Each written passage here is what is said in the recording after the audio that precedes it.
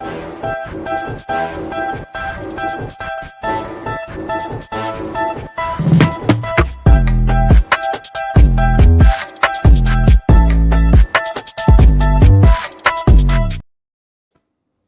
everybody. I'm Candid Frank Stanisci, and Gary is our co-host as well. And we have three very special guests today. Rod Humphreys, he's the coach of the Nova Scotia Privateers, and you may recognize him from the Reveski tournament. Zac Carrigan, he's also of the Privateers and does some lacrosse in Brooklyn, Ontario. Brett Draper, also a Privateer and a coach in the Dartmouth Bandits junior team.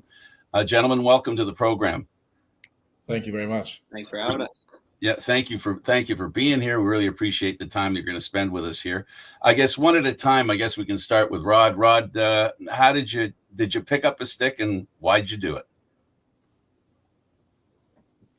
I think we're having a little bit of trouble with Rod's feed okay. there. Well, we'll move on. Why don't we start with you, Zac? Yeah, go ahead, Zac. I started when I was around 7 years old. The World Championships were in Halifax that year, actually. So my dad took me to that, and then I'm in love with it ever since. So that's a pretty unique moment in Nova Scotia lacrosse history, right? Back then. So it's almost like you had to thread the eye of the needle to find the interest. Yeah, it was pretty cool. I have a faint memory of it. All I remember is Team Iroquois at the time practiced at the Saco Arena right next to where I grew up, and I was out there just chasing them around with sticks. So what's kept you in it?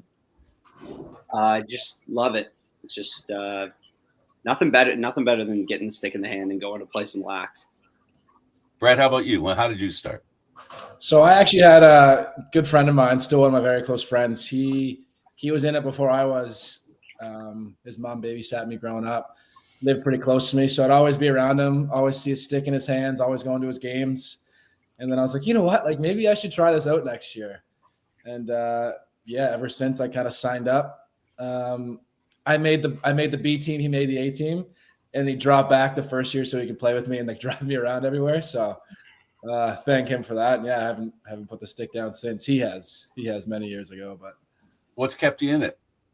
I think just the willingness to compete. I love battling with guys, and played a lot of sports kind of growing up and still do, but lacrosse, something about it, the physicality and the skill it takes and the cardio, it's not like any other sport I've ever played before.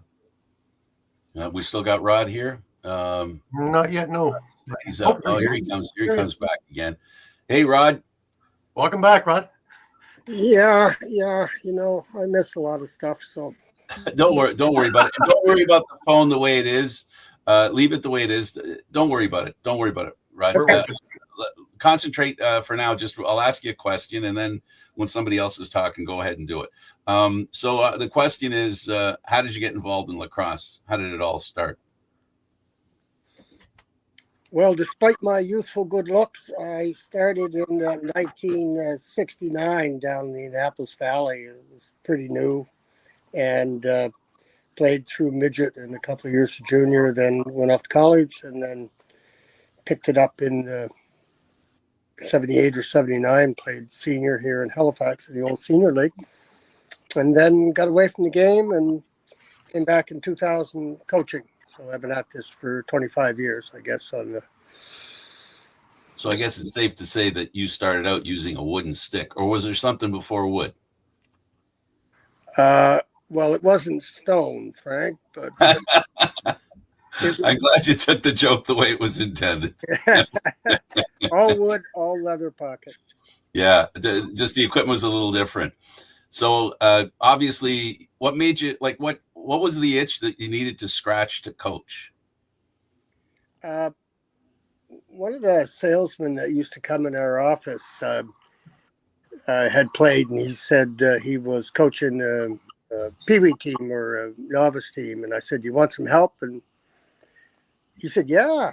And so that was it, Frank, 2000, and was with that particular crew of fellows, players up until junior, and then got involved in a senior lacrosse in 2009 or 10 or something like that, and so been concentrating on building the senior league, Frank, since then.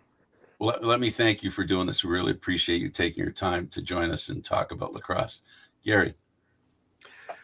Let's talk a bit before we get into the personal stuff about the Rebesky tournament in general. Rod, you've been doing it since 2007, and it's grown over the years to what we saw just this past a couple of months ago with probably the most athletic tournament that I've seen since its inception, since I've been doing it. What was your take on it this year? Highest level of competition that I've seen. Yeah. That, as with the creation of the gold and the silver groups, I think in 2018 or 19, I'm not sure which, all games competitive. So they're all within, well, everybody's got a chance to win, right? So I like that. Right. Now, we had a number of conversations throughout the tournament about different things here and there that we both noticed on different teams and different players. You guys started out a little bit slow. Your defense was awesome from the beginning. Your first game, you won 4-2, and a win's a win. But your best showings were still to come throughout the tournament. How did you figure as it was moving along that everything was rolling?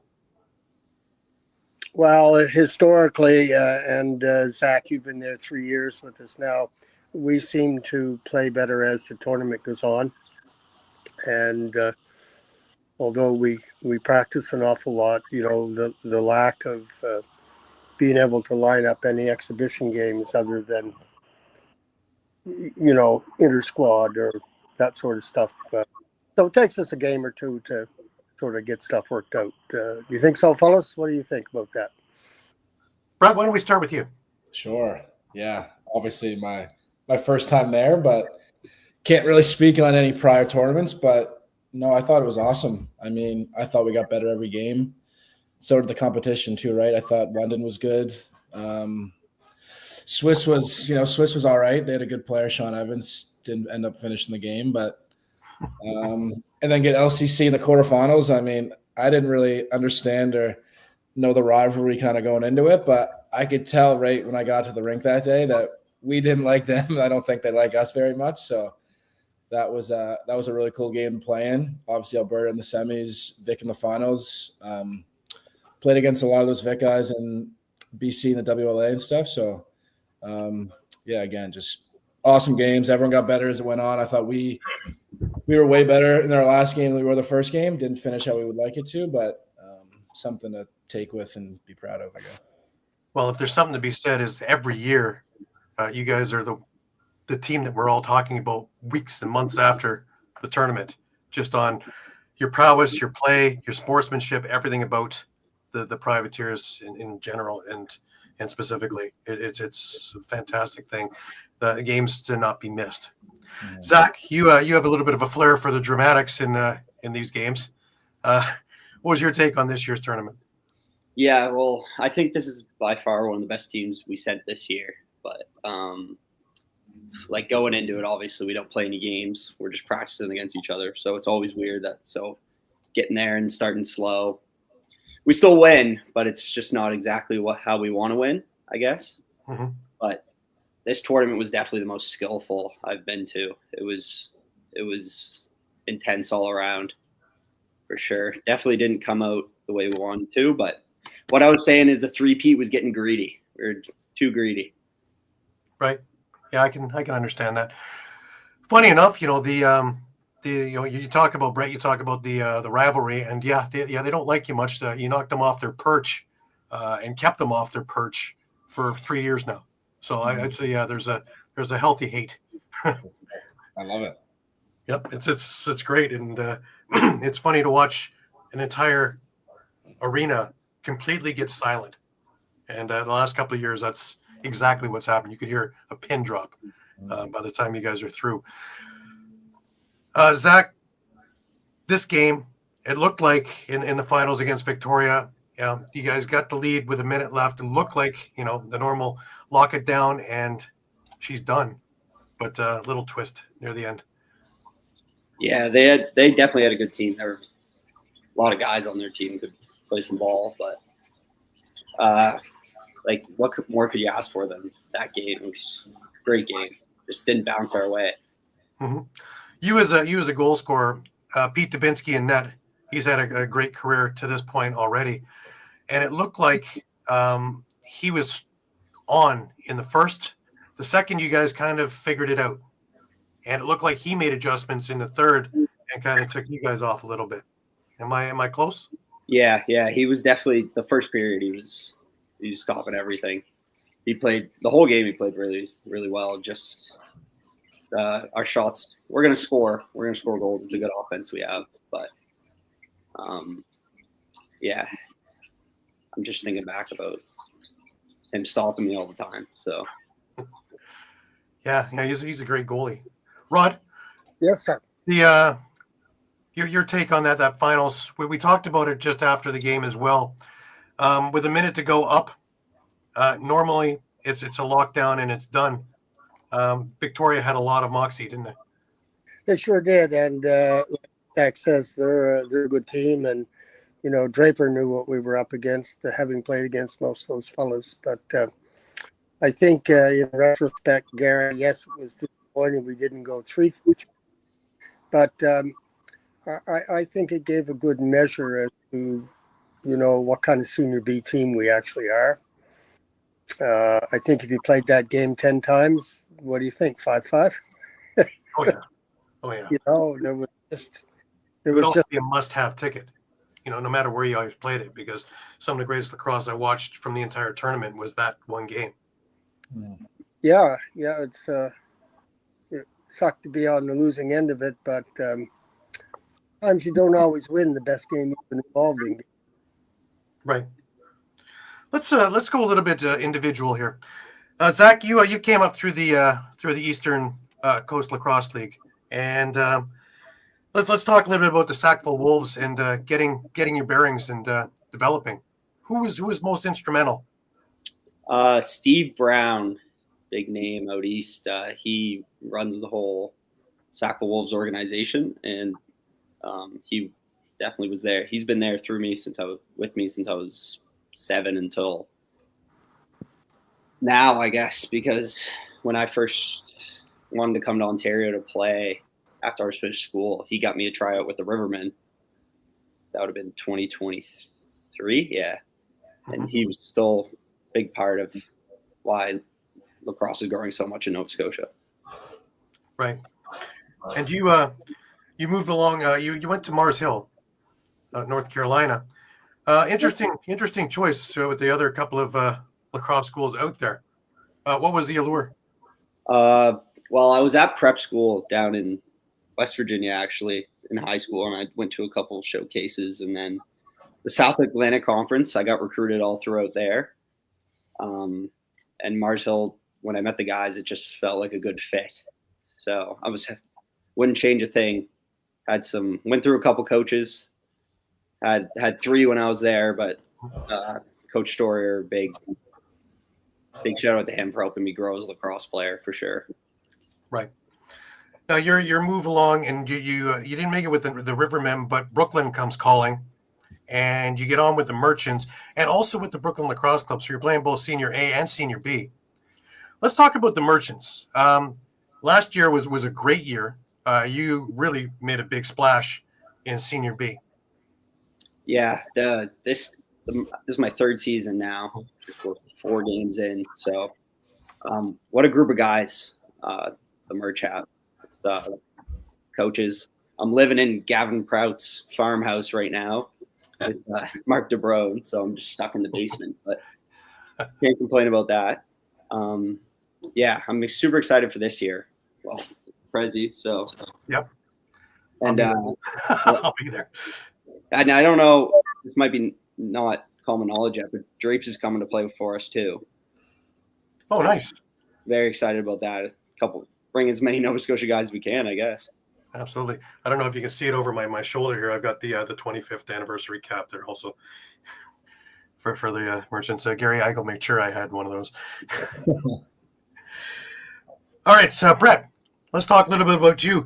You did junior both in Nova Scotia, and you also came up to Ontario. Yes, sir. Let's talk a bit about both. Sure. Yeah. So I started with the Dartmouth Bandits for my first 2 seasons.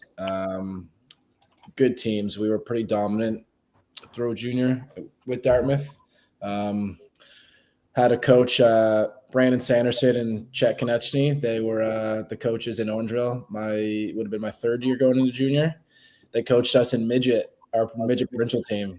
That's a whole nother story. But so they were kind of obviously trying to recruit some of us to go up there and play for them. I didn't have much going on at the time, so I kind of took the bait. Went up there, played 2 summers.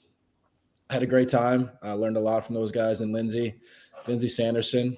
Then kind of COVID happened. So it was, do I go back for my 5th year? It was kind of like that like OLA, like, they played like 6 games in the summer. I was like, maybe it's not even worth going back. So I just kind of played here and finished my career here with some guys that I started with, back when I was in Pee Wee. And it was awesome. I wouldn't change it for anything. If it was a chance to play junior A in Orangeville, I'd probably do the same way I did it. I think that was the best way to go.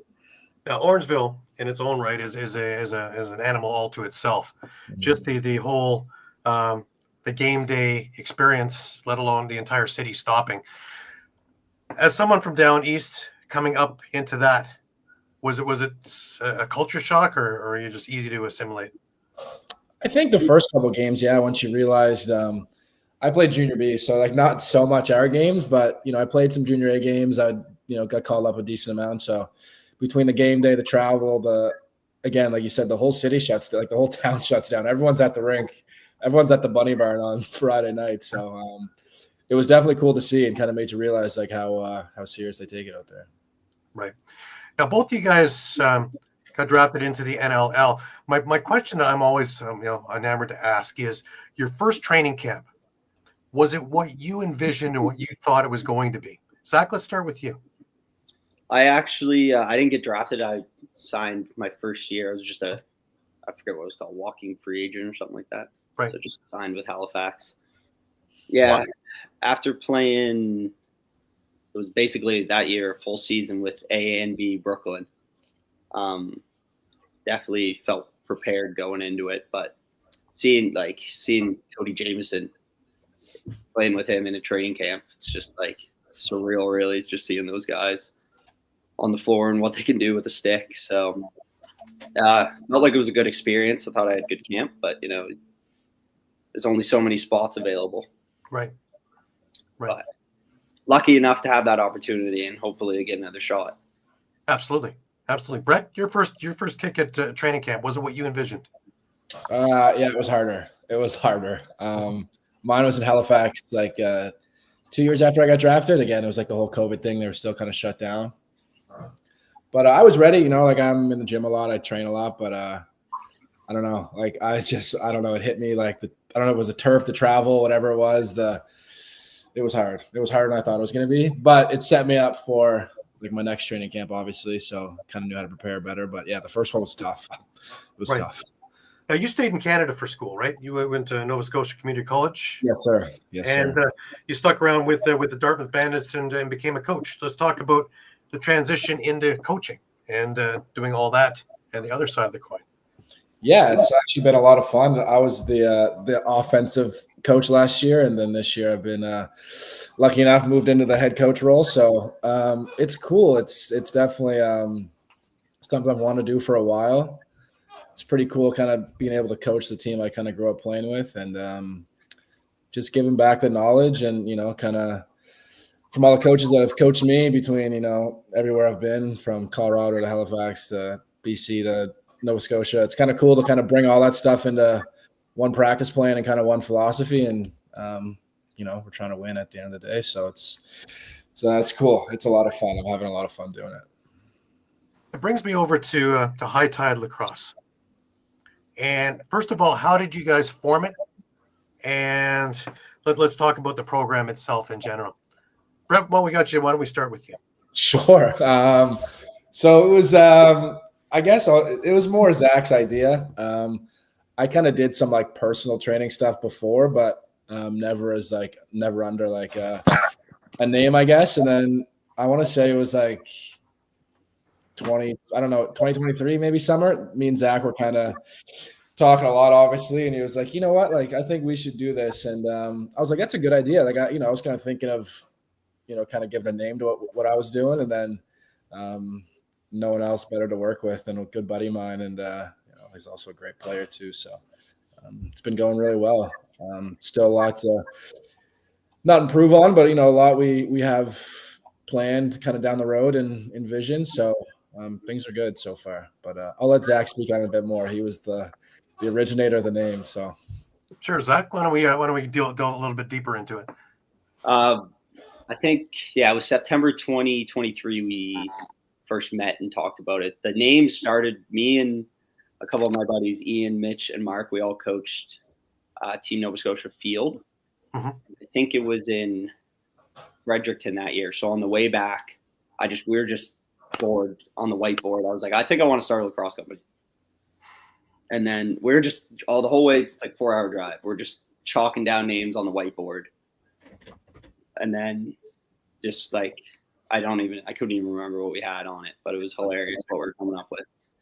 Get back, I'm like, might as well get in motion. Me and Drapes went on a little sushi date. I was like, listen, it'll be good for Lacrosse Nova Scotia if we start this out. And like, I'd say a month later, we had our first camp and a big turnout. It was great. All right, let's talk about that. So your first kick at it, and you have a good turnout. What's in mind? What was all entailed in this clinic? Well, first time, obviously, both of us, like a big group of kids. I think we did guys and girls, right? Drapes? Mm-hmm. Yeah, that was a good one. And then 2 different time frames. Yeah, so it was probably like an 8-hour day, 2 days. Yeah, Saturday, Sunday, 8-hour days. We just wanted to put our minds together and put drills in to try and make the kids see how great lacrosse can be. And we have fun out there all the time. And as long as they're having fun, then we're good with it. But we just want to bring the level up of all Lacrosse Nova Scotia players for sure. And I guess the whole Maritimes as well. Right. Now at the Rock facility in Ontario here, they've got the Rock Elite training. And since its inception, it's grown leaps and bounds. And the number of people who have come through it and now are in junior and in senior that have had a kick at this have been so thankful to the program. I'm seeing a lot of similarities with what you guys are doing to that. Are we getting more and more interest out east as this grows? Yeah, I say we're growing every year. Like we have a good base of kids already that they're 3 years now. I guess we're growing with them. So hopefully down the line we're trying to make a travel team. Go hopefully field lacrosse tournaments, maybe some box lacrosse tournaments as well. So I'm hoping that will come in the fall. But Drapes, what do you guys say?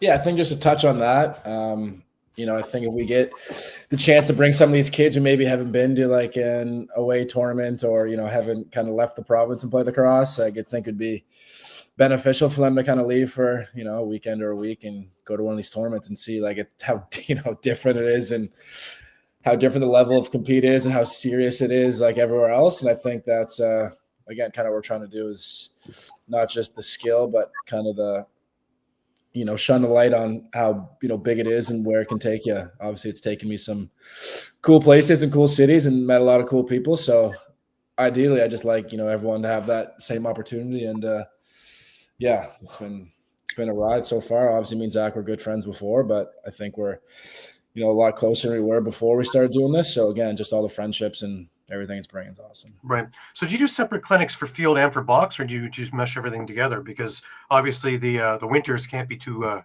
kind to field. No, we do separate.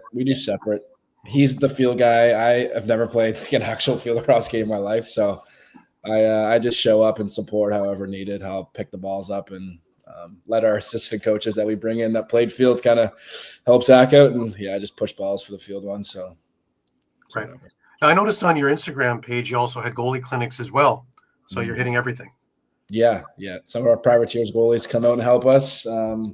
Again, it's more Cole's show, and we support him how he needs it. And the kids love him. They love being around. I think all of us. It's good. How is it in looking for or kids finding your clinics? I think we do a good job on social media. Again, Nova Scotia is a lot smaller than Ontario and BC, so word travels quick. The lacrosse community is way smaller, obviously. We only have like six kind of centers within the HRM, so everyone kind of knows everybody. Word gets around quick, so yeah, we don't have a problem filling. How much has it changed in the past few years? Like lacrosse as a whole in Nova Scotia? Yeah, lacrosse is a game. I think a lot. I mean, definitely here, at least with the Thunderbirds kind of coming. I think a lot of club presidents could tell you like the impact it had on registration, stuff like that.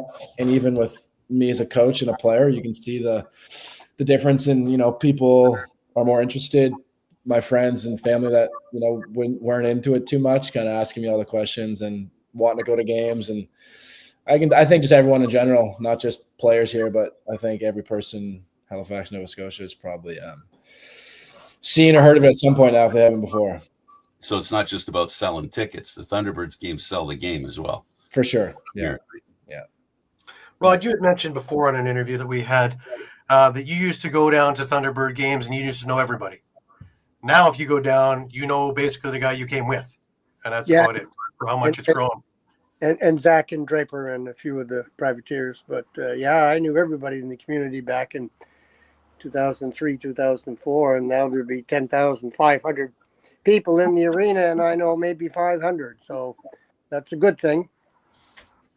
Absolutely. Considering that the program at one point was on its last breath and that it's this big now is really a testament to your staying power and your forthwith, but also to the way it's grown with programs like High Tide that you guys are doing that are hands-on in keeping interest with the kids, the grassroots, which is what I'm always about, because if you get the grassroots, we're growing it for decades, not just for, a year or two. Well, there's a couple of fellows there, Steve Brown and Wayne Fink worked tirelessly through all the lean years. Zac, the kind of time that Brownie gives to the game, and it's people like that sort of keep it in the eye, right? So I'm just riding their coattails, as it were. Well, the advantage, I guess, in lacrosse, the dedication to the game extends past a career and also extends beyond if you're playing. Like this, giving back is something that's very normal in lacrosse, more than any other sport, I think. Is that because of the need or just the love of the game? Personally, it's just the passion for the game, Frank. And these fellows can tell you how nuts I am about this game. And I really enjoy putting teams together, and giving them opportunities. And that's one thing that's important in all this.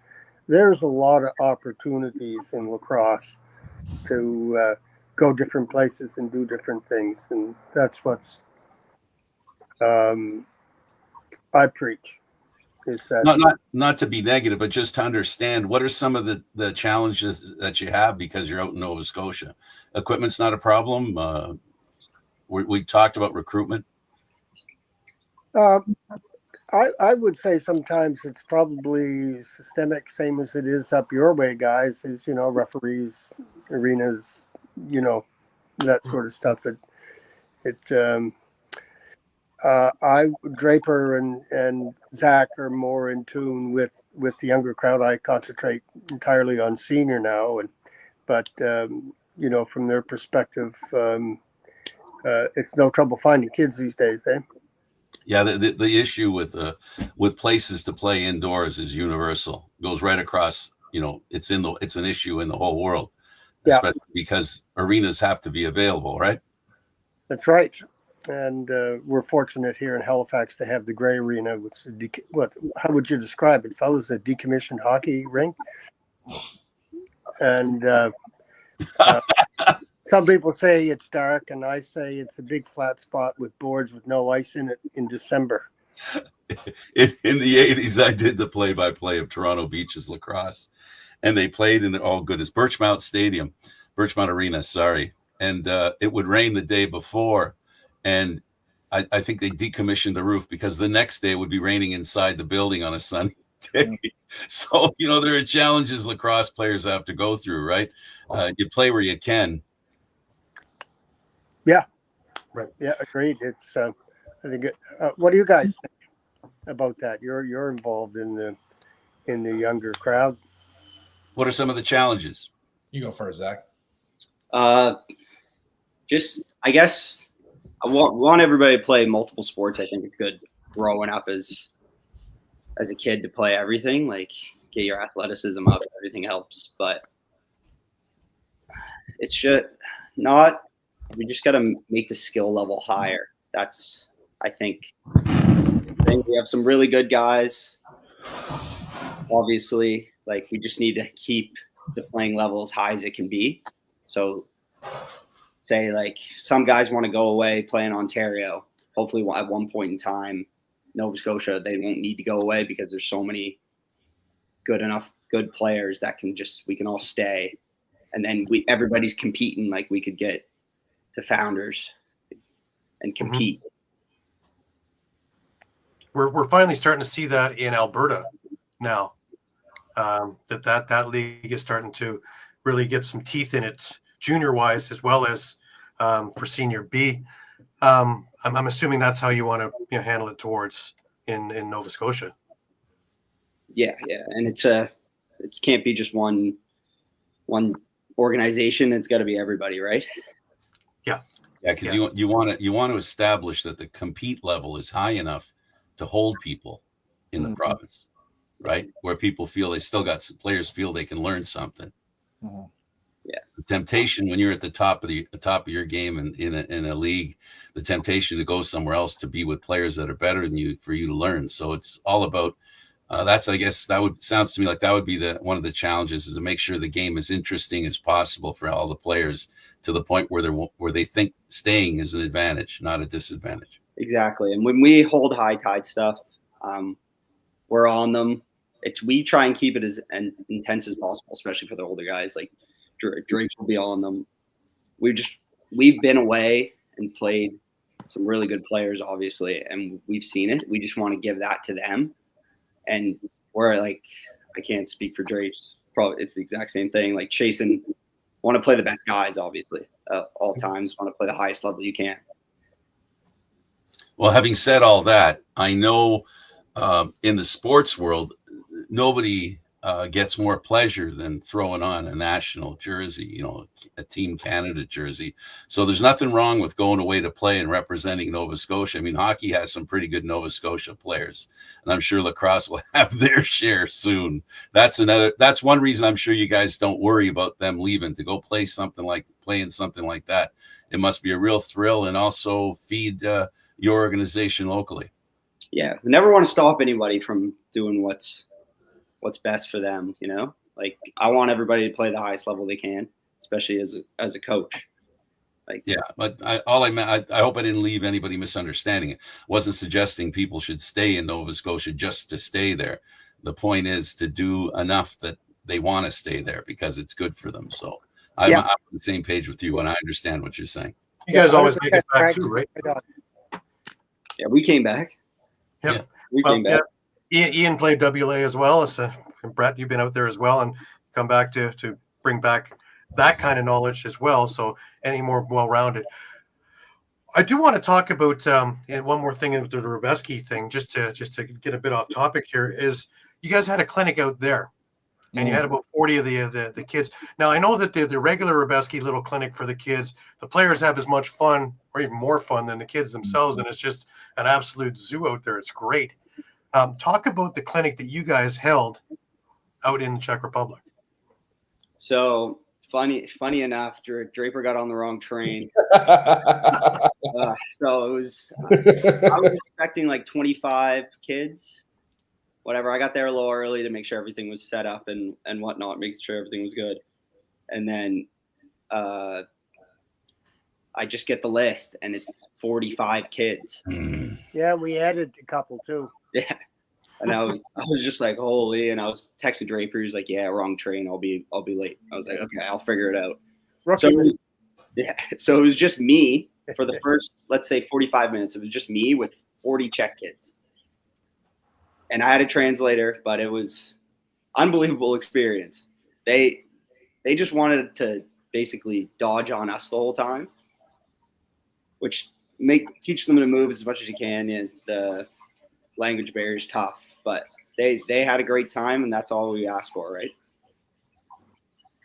Right. Yeah, I wasn't there. I wasn't there the first hour, so I can't speak on the first hour. But yeah, I had a blast. It was a lot of fun. There's a lot of kids, a lot more than I expected. Yeah, I think it's pretty universal. I think everyone just wants to get on the floor and throw the ball around, and language barrier or not, I think we kind of got the point across. And it's supposed to be fun, right? Lacrosse is, I can go to practice with a bunch of 8-year-olds or my junior team, and I can yell and hoot and holler the whole time. But if we can't have fun and also kind of, do that, obviously depends at the level. But at the end of the day, if you don't leave kind of being like, yeah, that was good, it doesn't matter if it sucked or not.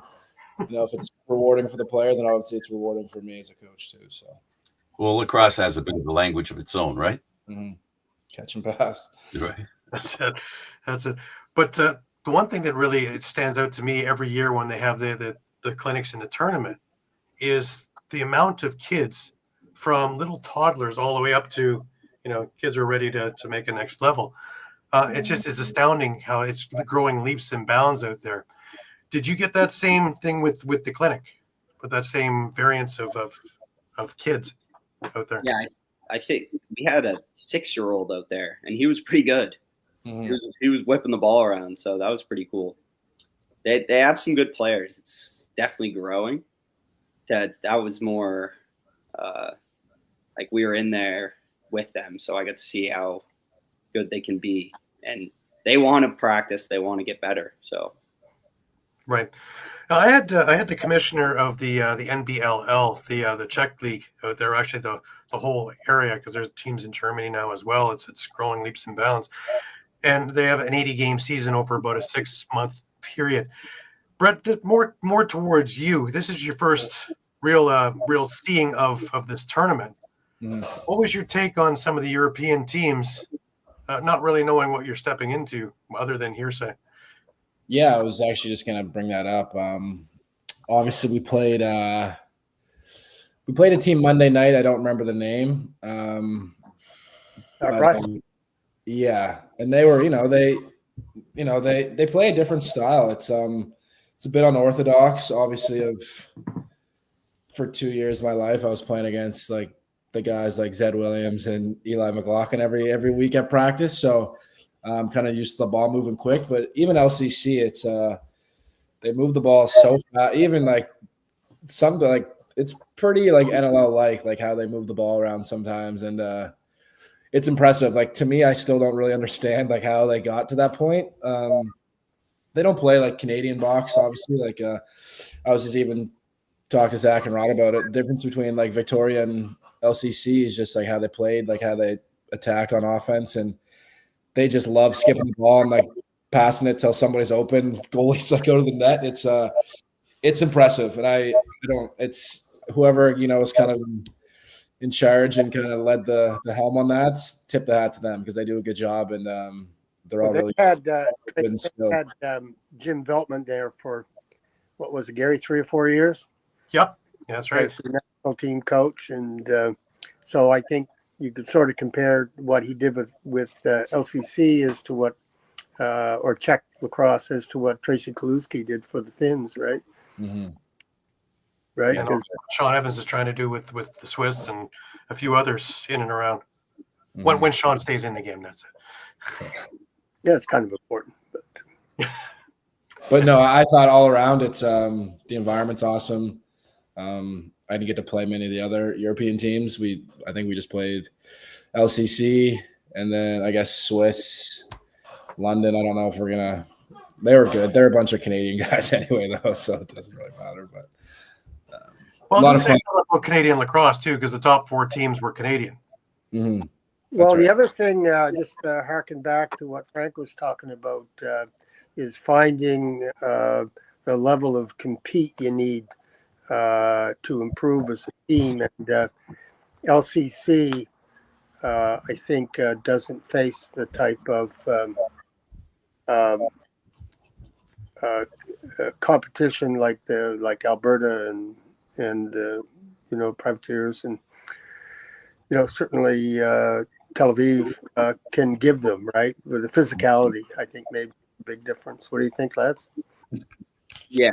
I think you go first, Zach. My bad, I'm plugging in. Yeah, it's just that's the big difference is we're not most of the Canadian teams, none of them are scared to just bang around in the middle, get hit, get back up, do it again, do it again, do it again.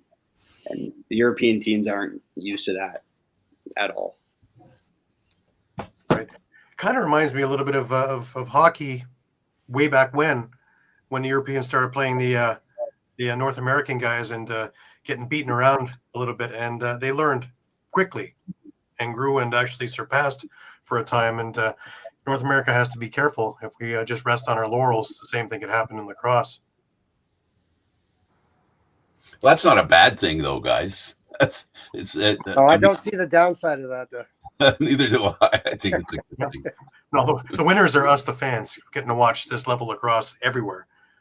And with guys like Brian Whitmer and the stick company out there, really, where they don't have to spend a fortune on getting sticks shipped over right away, that eliminates a lot of the headache equipment-wise as well. Yeah, because I remember when we went there in 2008, 2009, is we brought gear at the behest of various clubs, anything, whether it was sticks, shafts, heads, goalie gear. Goalie gear was the big one. They just couldn't find it. But, XF Sports there has got a full array of equipment now, so they can buy that stuff locally. And to me, the prices didn't seem that exorbitant. I didn't think, for. Yep. I looked at some of that stuff as well, and it looked pretty decent wise and decent equipment, decent price. So, yeah, they're stocking up now, so they're starting to move forward. Plus, Zach, you can attest to some of these things and some of the games that got canceled last year for the thing a little bit. And here you're playing in torrential downpours, where I've watched refs take their helmets off because they can't see through the visor, and you guys are still playing. Yeah, sorry, you cut out there.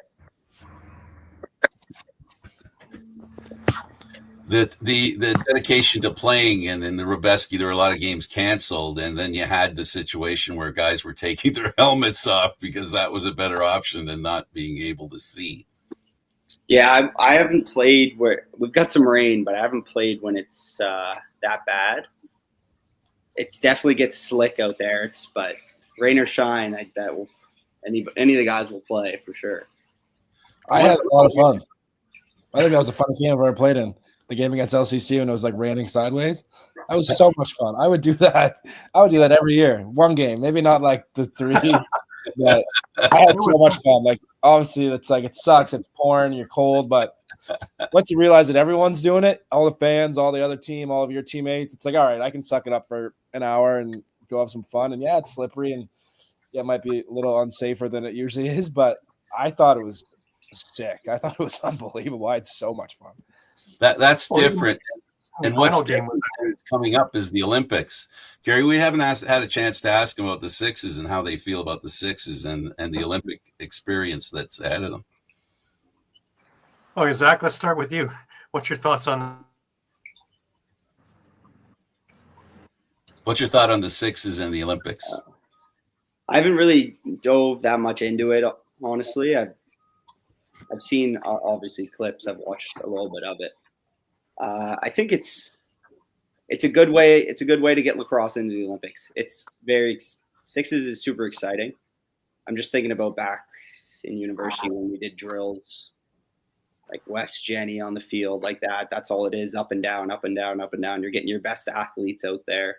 So it is very entertaining to watch. And hopefully down the line you get more structured, like 10-on-10 field lacrosse, We'll hope. But take what you can get, right?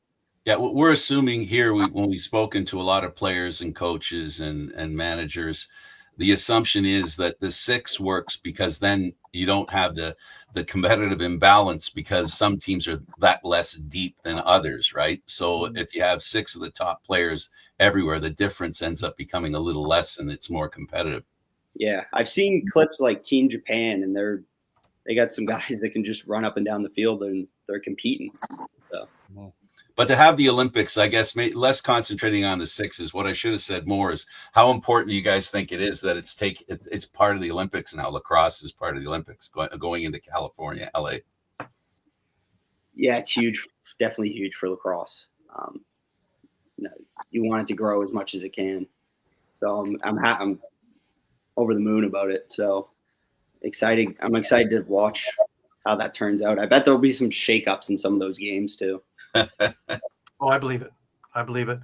Especially, well, we had Bob DeMarco from World Lacrosse on, and he explained that you can only have 10,000 people altogether into the Olympics. So one of the reasons that 6s was born was because they couldn't carry a field team with 24 players and coaches and trainers and things like that, and have more than 3 teams there, right? So in order to have enough teams to actually make it competitive, you'd have to dumb it down to 12 or 15 players and a couple of coaches and things like that. And really, any way you get it in, we can always teach tradition after the fact. It's to get 280 more countries to take a look at it. And that takes it from where we're here, about floor 3, 4, 5, and put it to the top of the skyscraper. Because I don't know anybody who's watched it who doesn't fall in love with the game. Mm-hmm. I didn't know that. That's pretty interesting, actually. Yeah, I think the same thing happened with the rugby 7s as well, wasn't it, Gary? That's part of it. Yep, that's exactly the model that they put after it to show how it would work.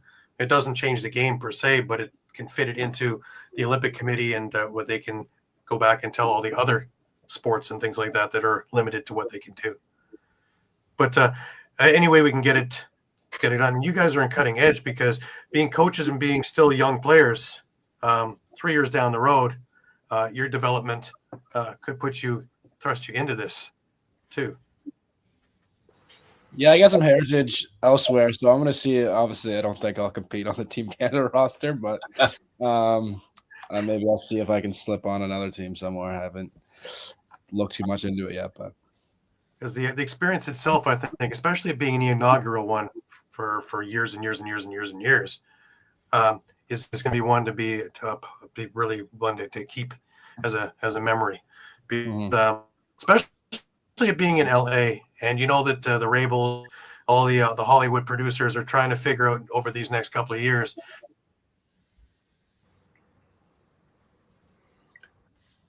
They're trying to figure out how it'll work out for them and how they can be a part of it, I guess.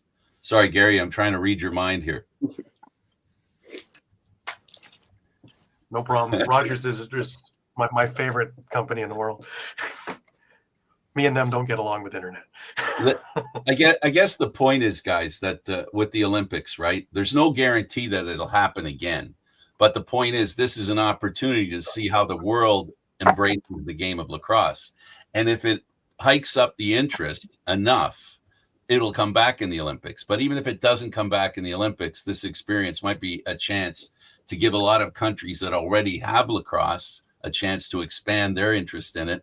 And then maybe invite a couple of new countries that maybe haven't seen it, that see something that they want to enjoy. And the one thing's for sure, having talked to 99 out of 100 players, coaches, GMs that have picked up a stick, it was that first moment when they saw it that drew them into it. It didn't take long. And that's what you've got with the Olympics. I think you have that moment where you get that lightning in a bottle where somebody sees something and because it's so different and so unique, people gravitate to it right away because they know it's unique and the chances are slim that they'll get a chance otherwise, right? It's so new to people. All right. What's the next stuff that you guys are doing? For High Tide? Or yeah, for High Tide, yeah. We got a goalie clinic on June 1st. And then we're getting into field stuff. We're just waiting on field time. Hopefully that's a little bit of a hassle, but we'll get it. And then that will be we're probably going to do 2 age groups. We'll do a younger kids for like an hour and a half. and just try and teach it, which is just field lacrosse isn't huge out there. So we just get just the basic stuff, get them into it. And then ideally we're going to have an ID camp. So we have and then get our tryouts in for our travel team so we can do something in the fall. Right. Brett, anything to add on it? No, I think that's it. I think a big thing for us now is, like we talked about earlier, the hardest thing with lacrosse here is, I guess, anywhere, is trying to get the field and box time. So we experience that all the time. We're experiencing it firsthand right now. But I think even when we first started talking about High Tide, obviously the end goal, maybe not the end goal, but a big goal of ours was to, you see like the Fusion West and BC, like Kevin Crowley and, all the stuff in Alberta and Toronto, all these travel teams. And to be able to kind of give that to the kids here. And, I not necessarily didn't have a chance to do it when I was younger. There was one when I was like 11 that I went to Boston with one time, but like kind of a joke, it was like kind of a joke. Like we didn't practice. So I'd like to kind of give these kids, that opportunity, again, to showcase and bring them around and show them how different and, popular and the skill gap is, really and truthfully. Not that we don't have a lot of good players here. I think the biggest thing is just the IQ and lack of knowledge of, the game at the higher level is kind of what holds these kids back. And I don't think it's too much the skill, especially in the box game, but just want to be able to do this for these guys, really, and kind of bring them around and give them that opportunity. So we're excited to do so. Well, don't be afraid to reach out. I'm more than happy to help market for you guys and get the word out. Get it spread all over the place for you. More than happy to do that. Rod, what's next for you? We got the senior league going on now, and that goes until first week in August or so, and take a couple of months off and start back up with the Privateers, and sort of do a little hindsight thing and what can we do better, what did we do wrong, and I think talk to most of the fellas and that we're just going to work that much harder, Gary. So that's the way I say it. These fellas, I think, are pretty pumped to do it again, and we'll just keep working at it. Absolutely. I want to thank you especially for the jersey, because it's a prize piece behind me. I absolutely love it. But Amy made you wash it, right? Love it. Looks great there, doesn't it? Yeah, she made you wash it, eh? Oh yes. That thing I never saw the light of day before it got into the wash. Yeah, it was in, I think 3 plastic bags into the carry-on. It wasn't going anywhere near the other stuff either. Hey Gary, nothing stinks like lacrosse gear, I tell you. That's it. A peculiar odor, man. All has memory though. All has memory and all has reasoning. Guys, I want to thank you. I want to thank you very much for taking the time and discussing everything with us, from your programs to your plates. So Brett, you're coming up into Ontario soon. Are you to play with Brooklyn? Yeah, I'm playing some games in the senior league here now until I have to transfer my rights. I don't have the exact date on me. It's like mid-June. I got to come up and play a couple games. I think June 7th. X amount of game. He knows it better than I do. There's a couple games, like I think I have to play like 4 in the regular season to kind of qualify for playoffs and President's Cup. So I got a couple weeks here playing and messing around in this league, shooting the ball more than I should. So I'll be up sooner than later and looking forward to it. Excellent. And Zach, how's it like with turf finally over at the Iroquois Sports Complex? Oh my God, what a dream! It's nice. I can't wait. That place is great to play at to begin with, and now it's just I'm getting run over and I'm not hurting as bad. Right. I'm a concrete guy. Great. Is that a hot take? Is that a hot take? You just got to lube up the knees and you're fine. I like playing on the concrete way better than turf. That might be a really hot take. I don't think many guys would agree with me, but I love playing on concrete. Yeah, you're gonna get clipped on that for saying that. Yeah, young knees. I move quicker and run faster on the concrete. Yeah. So. Yeah. As you get older, you're gonna find you're gonna hate it. Yeah. It's not fun when it gets wet, by the way. No, it's not. No, we deal with that either. And of course, Zach, the Brooklyn Merchants have started out really hot too. They've had a great start to this year. Yeah. wouldn't say we're happy about the happiest about our last 2 wins, but we're winning. That's all that matters, right? That's it. A win's a win's a win.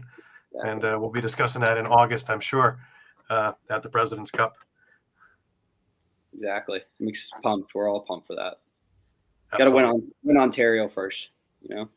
Yeah, one step at a time. But, you know, I have faith. I thought you guys looked great last year. And this year so far, you're wowing me from what I'm seeing. So, yeah. It's going to be a good summer. A lot of good guys, yeah. It's a good team. Well, you got a bunch of Gales there too, right? So, goddamn Gales. Here we go. Here we go. Rod's been trying to peel the green off of me for a couple of years now. So Yeah, getting there though. We got that black one there hanging behind you, so that's a good start. Absolutely. You friggin' guys bleed green. It's true. It's true. You take a look at the alumni and yeah. But anyways, I want to thank everybody for taking the time to come out here and talk about everything. Wish you all the best through your summers, and look forward to seeing you all through the summer. And hopefully, Rod, you make it up here for the President's Cup too. Well, as a spectator, maybe. Okay. Yeah, Roddy. That would be great. Roddy, a defender. That's what I'd like to see. Somebody asked me if I was playing. I said it's senior, not senior citizen. I can live with that, Frank. Oh, good. You guys are wondering what I'd have for a story clip? There you go. Well, I tell you what, guys, it was really a pleasure having you guys here. We always appreciate the people who love the game of lacrosse and spread the news and the opportunity to play lacrosse. Guys, it's really important to have people like you who are willing to give their time and to give the youth a chance to get the best kind of learning curve that they can get. And so really thank you for that, gentlemen, and all three of you, in fact. In Nova Scotia, where lacrosse is growing, and I'm sure a lot of people know where the credit lies. And I'll just say it first. Thanks for making lacrosse in Nova Scotia better, guys. Really appreciate you. Thank you so much. Appreciate that. Thanks for the kind words, guys. Thank you. You're welcome. So for Rod Humphreys, coach of the Nova Scotia Privateers, Zac Carrigan, a privateer, and he's playing here in Brooklyn. He told you in the middle of June somewhere. Brett Draper, a privateer, and he coaches the Dartmouth Bandits junior team. And of course, Gary Groob, co-host of this show. On behalf of them, I'd like to say thank you for watching, and join us again next week for an NLL Lacrosse Talk, where we love the game of lacrosse and we share it with the people who love it as well. Thanks for watching, everybody. Pick a stick up and check it out.